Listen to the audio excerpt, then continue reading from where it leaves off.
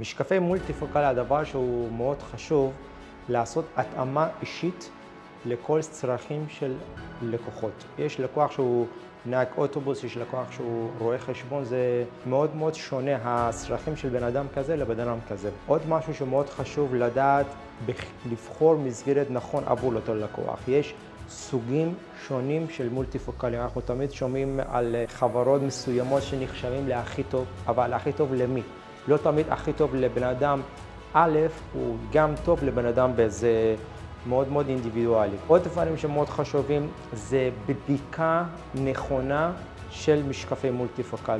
במולטיפוקל אנחנו חייבים לדייק לא רק בראייה חדה מרחוק ומקרוב, אלא בנוחות המעברים, וגם כן אם יש הפרשי גובהים בין עין ימין לעין שמאל. יש המון דיוקים שמגיעים לדיוקים הנכונים, כמעט כולם מתרגלים למולטיפוקל.